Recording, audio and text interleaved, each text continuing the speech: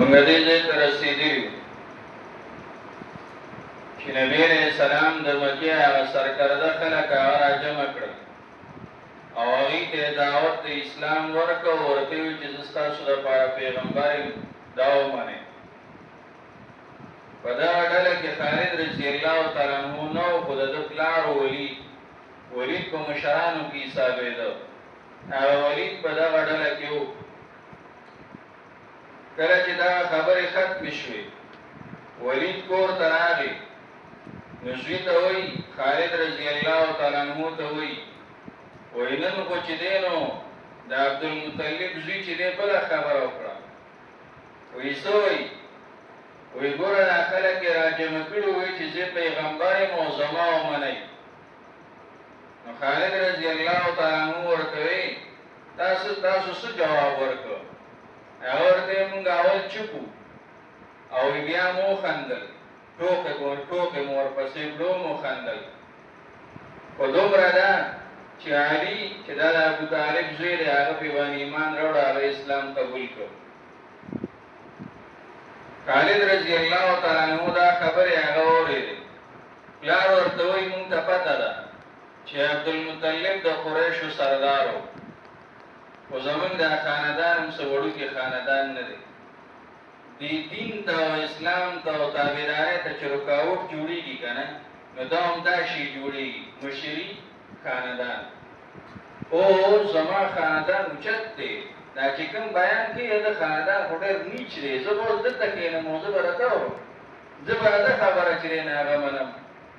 د دې د وجې نه چې نو خلک د دین نه هغه پاتې شي او د دین خبره هغه ونه مني.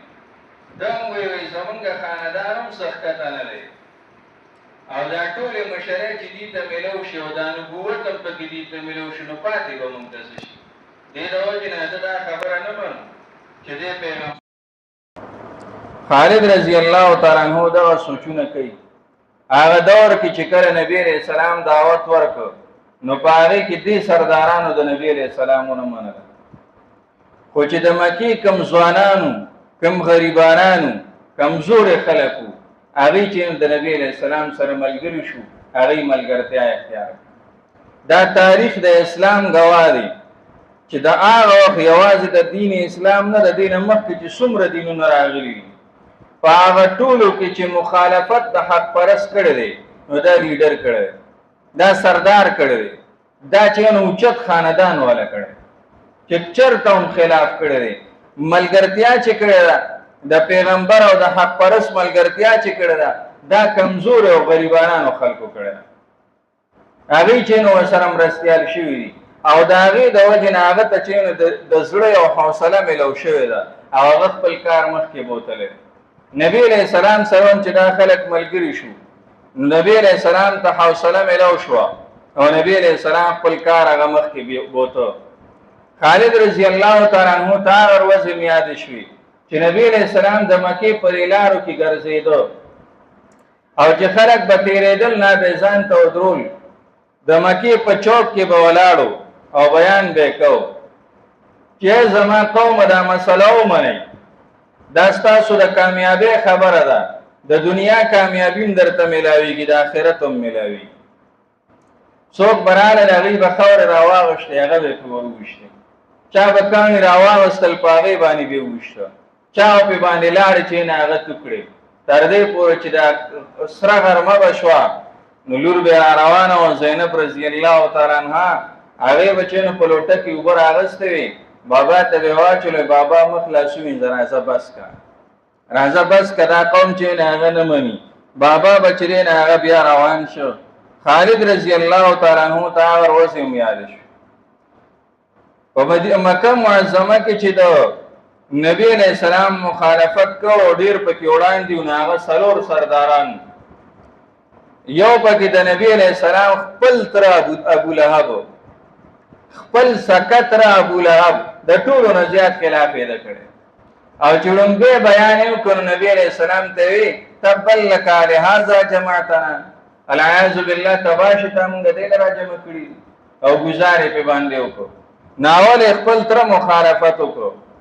دریم چې نه هغه ابو سفیان دی وروسته مسلمان شوی دی او دریم هغه ابو الحکم یادېده. ابو الحکم به ورته ذکر چې په د باندې به فیصله کولی، خو د نبی علیہ السلام په مخالفت کې دومره وړاندې تللی چې د هوښیارتیا نه د کمقلتوب کارونه به کول، خو چې مخالفت د نبی علیہ السلام کې په ضد ولاړو کنه. د هغې د وجې نه بیا دې په ابو جهل باندې یادېده، او په دې ابو جهل باندې داسې مشهور شو چې هغه خپل نوم هم د خلکو نه هېر شو. هر څوک چې نه هغه په ابو جهل سره یادوي. او څلورم چې نه هغه د خالد رضی الله تعالی عنہ پلار ولید. دا څلور لیډران مشرانو، او دوی چې نه مخالفت د نبی علیہ السلام کو، او دا نور ورپسې چې نه هغه روان. دا خیالونه چې نه هغه خالد رضی الله تعالی عنہ ترازی او په دې سوچونو کې لګیا دی. دا هم ورته یاد شو چې زما پلار سره د ډلې نه 2 ځله ابو طالب لته. ابو طالب دا ترو د نبی علیہ السلام اسلام یې نو قبول کړي، خو مرسته د نبی علیہ السلام کوله. هغه راته وته دا واره بند کا څوک به درلو وجني چې دا خبرې نه کوي. ابو طالب ورته زه سره خبرو، او نبی علیہ السلام دا چرته منله چې دا خبرې چې نه هغه پریدي. یو ځل د خالد رضی الله تعالی عنہ د پلار ولید داسې کار وکړو چې د یو زوی ښایسته زوی عماره نومېږي. هغه عماره روان کړ، ورسره چې نه هغه لیډران هم شو، او بویې ته ابو طالب لا. ابو طالب ته وایي دا پیژنې دا د ولید زوی دی، او د هغه په بچو کې ښایسته دی، او دې مونږ تا نه راوستې دی او تا له یې درکوو چې ته څه وایې دی به مني، دی به خلاف نه کوي، چې ستا څه خدمت یې نه هغه به دی کوي. بس مونږ تا له دا راوسته او ته یو کار وکړه، دا محمد مونږ له راکړه، دی مونږ تا له درکوو هغه مونږ له راکړه، دی به ستا ټول کارونه چې دی نه هغه کوي. ابو طالب ورته وایي څه له یې درکم. ابو طالب ورته وایي دا واره زه څه له درکم، تاسو ماله په عوض کې عماره راکوئ، نو دې څه له درکم. هغې ورته یې مونږ یې وجنو که دی به مړ کو، عماره به ستا خدمت کوي. ابو طالب ورته څه وایي انشاءالله سبا راشي.